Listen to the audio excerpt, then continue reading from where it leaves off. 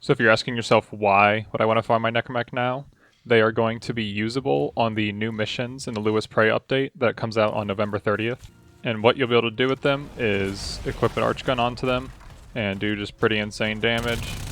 That's pretty good. So he's a little bit tankier, but Void Rig can turn into this mode and just delete everything.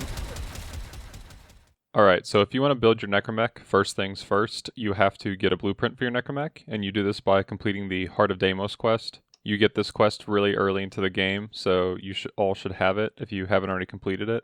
And when you complete it, Father will send you the blueprints for Void Rig. Void Rig is the name of the Necramech. A lot of people get that confused. So here, looking at the blueprints for the Necramech, you can see you're going to need a lot of different things, and it's kind of overwhelming, but I'm going to break it down and make it so it's really easy to get everything. The ISOs, you have to do this in Railjack missions. The Railjack missions that you get them in are the Corpus ones, which means Neptune, Pluto, and Venus. What you're going to want to do, if you do not have a Railjack, is try and just click the Join Any Crew. And this is why I'm telling you to do this first, because it's pretty hard to find a Railjack crew, so just keep trying this from time to time, especially like peak hours when people are playing after work, or like between 5 and 10 p.m. Eastern time. If you want to get your own Railjack, you can just do the Rising Tide quest, and I suggest starting this first, because it doesn't take a long time, it just has a lot of steps in it. So I joined this Railjack, and I instantly got some ISOs. You literally just get them from destroying the Corpus ships, like the little fighter ones right here that this guy may or may not hit. And there you go, yeah, perfect. So when the mission's over and it says mission completed and everything, you're just going to want to go to leave mission, and then it says you'll keep your rewards and XP earned to this point, and you just leave your squad.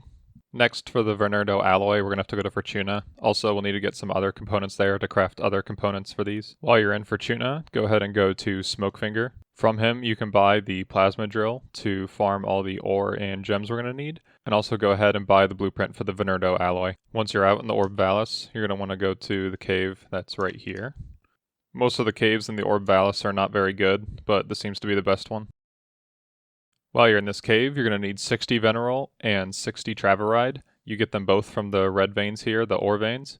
And if you run out of veins in the cave, you can go back to Fortuna, go back down into the elevator and come back up, and then just come back to this cave to finish up what you need. Next, for the Chark Electroplaques and the Marquise Veridos, first go to Cetus on Earth, so you can fast travel to Sumbat, the miner dude. And you can buy the Marquise Veridos blueprint from him. For the Chark Electroplaques, we're going to have to catch Chark eels in the lakes of the Plains of Eidolon, and you can get any spear for these, and I'm pretty sure the peppered bait would work for them. And then also this might, I don't know if they're considered predatory or not, but they're pretty cheap, so go ahead and just grab one or two of them, and then also a luminous dye, so you can actually see them in the water. So for the eels we got to catch, I'm just going to go to the lake that's right in front of spawn. And when you're here, just look for like these bubbles or like little pulses in the water, because that should indicate that there's an active fishing spot right there. I ended up having much better luck on the side of the lake right here than in the middle. So you can see all these guys here. It seemed that the bait did something, the predatory one. So we're back out on the Plains of Eidolon, and for the Marquise Veridos, the best cave to go to is right off spawn to the left here. It's right by this lake. So in this cave, you'll have to farm up 10 Veridos and 60 Pyrol. To get the gems for the Marquise Veridos, you get them from these blue veins. Also, while you're down here, make sure to farm all the red veins, because you'll need 60 Pyrol to craft one of the other minerals we need for the Necramech. Luckily, we're going to knock out a lot of the remaining components in the next farm. We're going to get the Spinal Core section, the Stellated Necrothene, the Adromal Alloy, Biotic Filters, Tempered Bapholite, Thermotic Distillate, and Biotic Filters. We're going to go to the Cambion Drift, and I'll show you what to do. Actually, first, the Necralisk, you're going to want to fast travel to Otak and grab the blueprints you need. You're going to need the Adromal Alloy, the Tempered Bapholite, Stellated Necrothene, and the Thalmic Distillate. So out here in the Cambion Drift, in designated locations, there's these pylons. And what you're going to do with these, you're going to need to turn into your operator and activate them. And enemies will spawn once you get in the area. And they have different criteria for what you got to do with the enemies that spawn. This one, I just have to kill all these enemies as they're within the range. And it drops all these items here for me. So as you kill one with your operator, it pops out. Say at top of the pylon, some more items for me. And this is how you farm most things in the Cambion Drift. The only things you cannot farm here are the like super rare gems. Eventually enemies stop spawning, and you'll have to move on to the next pylon to farm more materials. I'll show you a bunch of locations here in a second, but first I want to talk about the different pylons. This one, Vohm, they each have their designated symbol. Say that one over there. I think that's Netra, but you don't gotta worry about that. So this one, Vohm, a little bead of light will connect to each enemy within its range, and when you kill it, that's what designates it dropping a material. This pylon symbol here is called Kra, and every so often it's going to send out a pulse, and it slows all the enemies that are in the area, and you kill them when they're slowed to get the resources. I'll show you here just like this. There's the pulse, and they're all slowed now. And you just kill them all and grab the resources.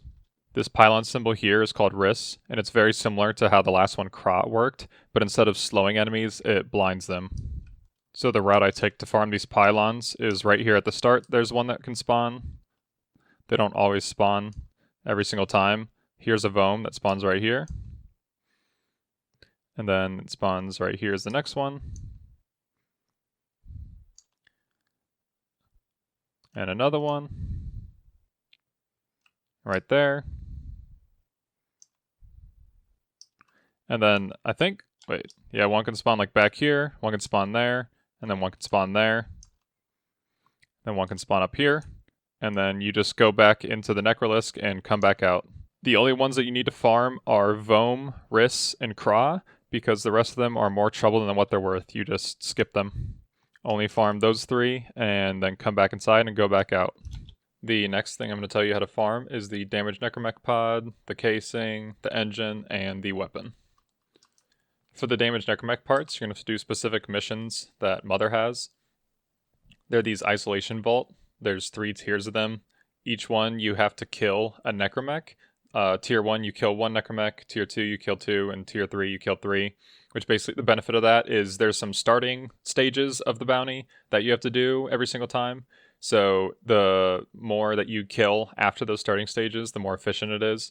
But if you've never done them, you have to start with 1, then it unlocks 2, then 3. So something I want to say about these isolation vaults is they are not a beginner-friendly mission. Killing the necramechs is actually pretty hard. They're very tanky and have a pretty good amount of health. And they're absolutely atrociously annoying to actually kill. Their hitboxes are so scuffed. So what you want to do if you're a really new player is just join public lobbies for these missions. And hopefully get carried by the people. An alternative to actually running these missions is buying the damaged necramech parts on the market. For all 4 of them, for the whole set, it'll cost you between like 10 and 20 plat.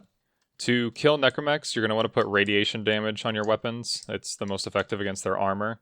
There's a lot of guides on how to kill these things I suggest looking up, because my method's not the one that's going to work for everyone. The best weapon, I would say, for killing these things is the Stropha. It's a gunblade. Right now I do not have that, so I'm just using my Exodia Contagion the best I can to blow off its arms and hit its back, which is not an easy feat to do. Oh. Luckily my Exodia Contagion impact procs it and stuns it. Okay, so I got it. I did not get any of the parts that I needed. It's a 12% chance to drop each part, I'm pretty sure about that. If you have a Necros and you're running in a public lobby trying to get carried, definitely run the Necros with Despoil, because it will actually desecrate the body, and it will give you another roll, so that's extremely helpful to everyone. The last thing you'll need is the Scintillant. You can find these just floating around in the tunnels when you're doing the Isolation Vault bounties. They are generally in like the main rooms, like the bigger rooms, not just like the random shitty infested part of the tunnels. Also, the necramechs will sometimes drop them when they die. And lastly, you can get them from the tier 2 bounty that Mother has. It's one of the common rewards in that. I think it's like an 18% chance to drop in the first couple tiers of first couple stages of the bounty. So after that, you just craft up all your parts, and 12 hours later, you collect all your parts and craft your void rig. So that's the end of this video. My name's Doth, and I hope this was a lot of help to you. If it was, drop a like and hit the subscribe button for more videos like this. And if you have any questions or comments, feel free to leave them down below. See ya.